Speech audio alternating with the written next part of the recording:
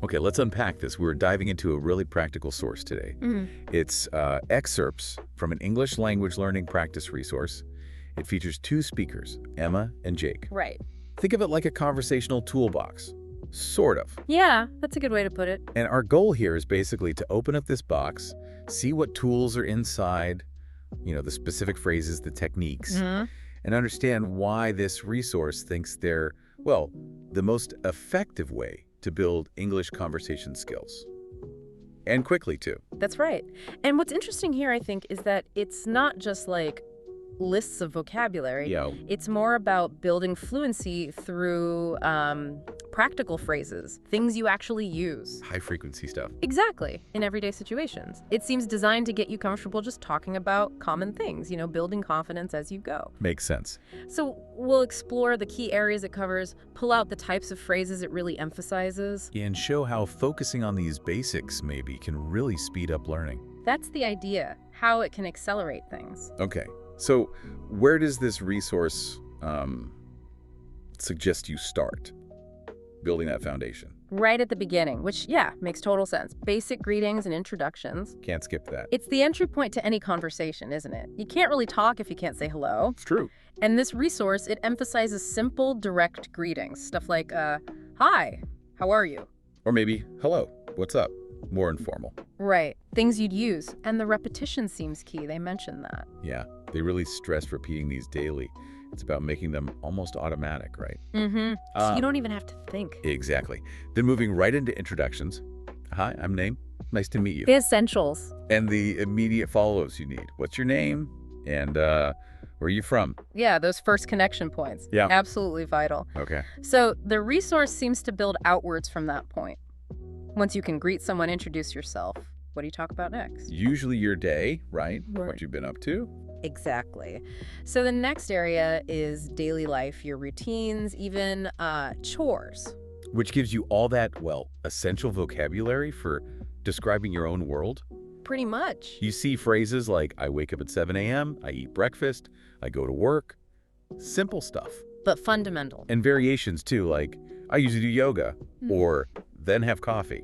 It kind of details the steps of a typical day. Yeah, I go to bed at 10. I read before sleeping, or just summarizing, like my evening routine is... It covers the whole cycle. And it folds in those common tasks, the chores, things like I clean my room. I do laundry. I wash dishes, take out the trash. Or just the general, I clean the house. They might seem really basic, maybe, but describing your daily actions, that's fundamental to conversation. You have to be able to do it. Definitely. And they also tackle jobs, which is, a classic question. What do you do? You hear it all the time. So phrases like, what's your job? And answers, I'm a teacher. Or more specific, I teach English. I'm a designer. I create websites. I work in an office. Standard answers. And then talking about your relationship with work. Right, like I like my job. Or maybe I'm busy at work. I have a meeting, even I'm looking for a new job. Yeah, and they show different ways to phrase it too, like I work as a teacher, not just I am a teacher. This whole section on daily life, it really grounds the language in personal experience. Yeah, moves you from just formal greetings to actually sharing a bit about yourself. Which is the point, really. Okay, so here's where it seems to get even more maybe personal and interesting. The resource shifts. Right. It goes into sharing your interests, your preferences, hobbies, food, entertainment. This is how conversations actually get engaging. Exactly. When you share what you like, you invite connection. It gives you something to talk about. For sure. So the resource gives you direct ways to ask and answer, like, what's your favorite hobby? And then common examples. I love reading books. Listening to music. I enjoy playing basketball, watching movies. And even simpler versions like, I like reading, or I enjoy sports. You notice that pattern. I love, I enjoy, I like. Plus the ing form. Yeah, it gives you a structure. Food is another big one. Universal. Totally. What's your favorite food? That opens the door too. I love pizza. Classic. Pasta. Or expressing a preference. I prefer sushi. Salads? My favorite food is pizza. They cover specific tastes too. Like, I like spicy food. Or I like sweet food. And even dietary stuff. I don't eat meat, which is important for a lot of people. Definitely. They do the same thing for entertainment. Movies, for instance. Favorite movies? With genre examples, I love action movies. I prefer comedies, dramas. And then mentioning personal picks. My favorite movie is, Okay, also include functional phrases like, I like funny films. Or asking about shared experience. Have you seen this movie? And a reaction. It's very exciting. Yeah, gives you something to say about it. Music gets a similar treatment. What do you listen to? Followed by genres. I like pop, jazz. I enjoy rock. Classical music. And then talking about habits or specifics. I listen to music every day. Or my favorite band is... Fills out the picture. Books, too. Favorite books? I like mystery novels. I enjoy biographies. Or talking about what you're reading right now. I'm reading a new book. And commenting. It's very interesting. And sports, of course. Right. What sports do you like play? With examples like I enjoy tennis, swimming. I like football, basketball, common ones. And talking about participation, I play sports on weekends. Or following teams. My favorite team is... I watch football games. I'm on a team. So what this shows, I think, is the resource provides these really simple structures. Yeah, framework. That you can just apply across a whole range of personal topics. It's adaptable. It's about giving learners the tools to express preference. Yeah, and ask about others. That makes the conversation two-sided, dynamic. Right, not just a monologue. Okay, so beyond just talking about yourself, the resource gives you the nuts and bolts for actually navigating social interactions.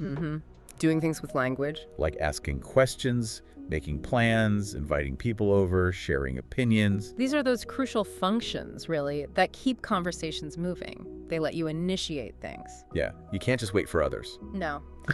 So for asking general questions, they use concrete examples, like, what did you do over the weekend? Or did you have fun this weekend? And they even teach the function itself. How do you ask someone about their weekend? Sort of meta. Yeah, explaining the why. Making plans is super practical. Oh, yeah. Do you want to meet tomorrow? Let's have lunch together. Are you free on Friday? Let's go to the park. Let's meet at 5 p.m. Specifics. And they pair this with practical responses and, importantly, adjustments. Right. Like, sounds good, see you then, or can we change the time? Happens all the time. Or, I'm running late. Useful. Very. Invitations kind of build on this. They frame it as, how do you invite a friend? Or, how do you invite someone out? And offer phrases like, would you like to come to my party? Join me for coffee. Come to my house. Let's watch a movie. Would you like to go to the movies? Different levels of formality, maybe. And those crucial responses, yes, that sounds great. Or politely declining, I'm busy today. Need that too. Definitely.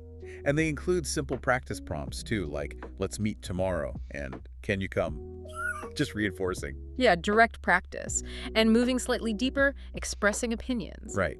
How do you express opinions? That's the functional question they pose. And the response options. I think it's a good idea. In my opinion, it's better. And the simple but vital, I agree. Or, I don't think so. These phrases let you participate more actively, not just listen. yeah, weigh in on the discussion. This entire section, it feels like it's about empowering the learner to do things with the language. Yeah. To propose, accept, decline, agree, disagree. It's very functional English. That functional focus definitely continues with practical situations.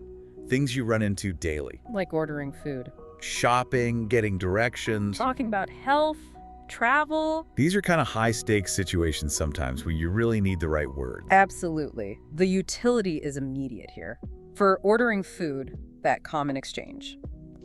What would you like to order? I'd like a cheeseburger and fries, please. Would you like something to drink? Yes, so soda, please. It's like a mini script. A predictable script, yeah, and incredibly useful. Shopping, too. How much does this cost? Can I try this on? How much is this? I'd like to buy this. Basic transaction language. And they even break down grocery shopping. What do you buy? Followed by common items. I buy fruits, vegetables, and bread. I always get milk and eggs. I need some apples. And navigating the store. Where's the dairy section? It's about managing those transactions smoothly. Makes sense. Directions are another critical one. Oh yeah, the resource shows how to give directions first. How do you tell someone to go straight? With examples like, go straight for 2 blocks, then turn left. Or, turn right at the traffic light. And the core verbs. Go straight. Turn left. Turn right. Then, crucially, how to ask for them. How do you ask for directions? Excuse me, can you tell me where the library is? And a typical helpful answer. Sure, go straight and turn left at the corner. Plus clarifying questions. Where is the nearest bus stop? Is it far? How long does it take? All very necessary. Health phrases too. Essential for safety, comfort. Definitely. How do you say you feel sick? Offering various ways to describe it. I have a headache. I feel tired. I don't feel well. I have a cold. I need to rest. I need to see a doctor. Important ones. And positive health talk too. I'm healthy. I exercise often. Good to have both sides. And travel. That involves so many practical interactions. Right. Asking for tickets. How do you ask for a ticket? I'd like one ticket to New York, please. Is there a direct train to the city? Or simply, I want a ticket. Is this train direct? Getting straight to the point. Then, talking about travel more broadly. Where do you like to go for holidays? Giving examples. I love going to the beach. I enjoy mountain trips. Stating intent. I'm going on vacation. I like traveling. Planning specifics. Where do you want to go? I want to visit Japan. I'd love to see Italy. I'm planning a trip. I need a passport. The logistics. And talking about specific trips, I'm going to the beach this weekend. I plan to visit the mountains. I'm packing my bags. I'm excited to travel. Capturing the feeling, too.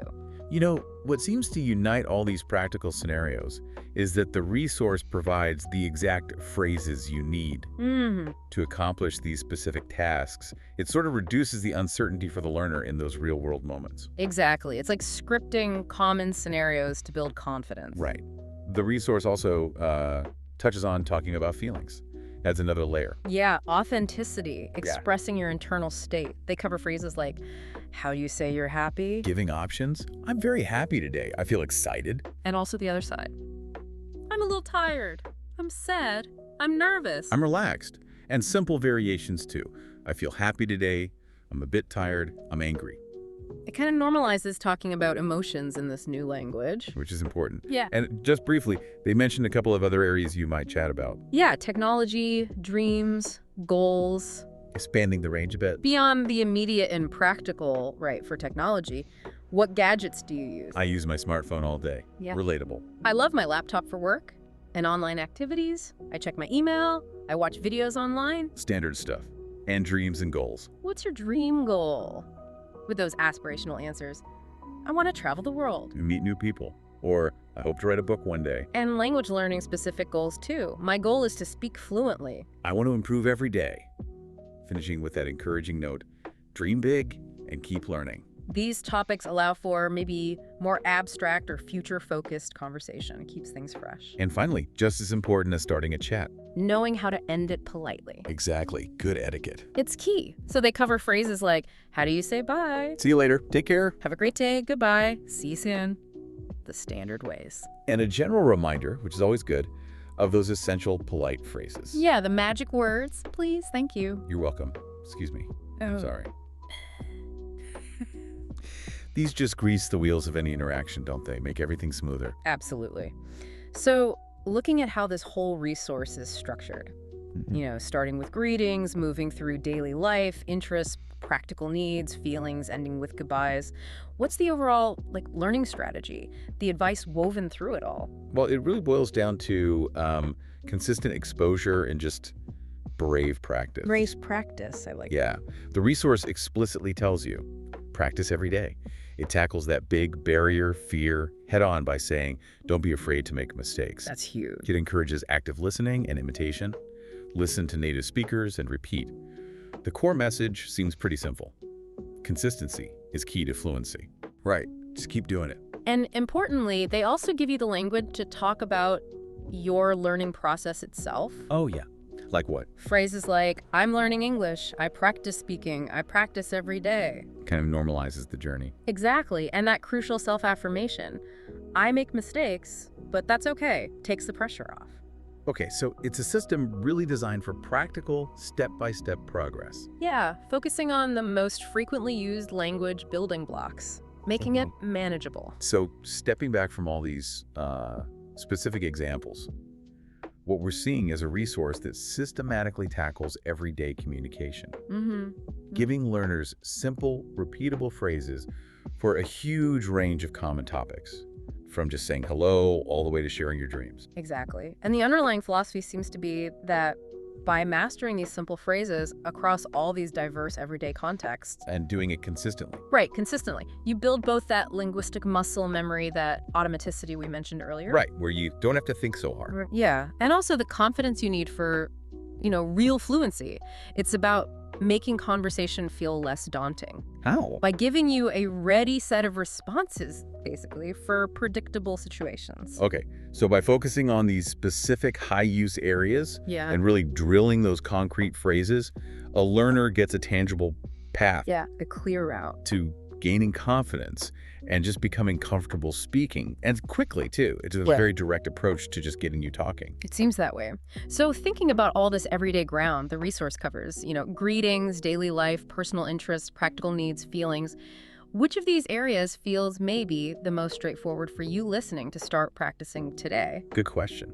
And on the flip side, which one feels perhaps the most challenging? And maybe why might that difference exist for you? Something to think about.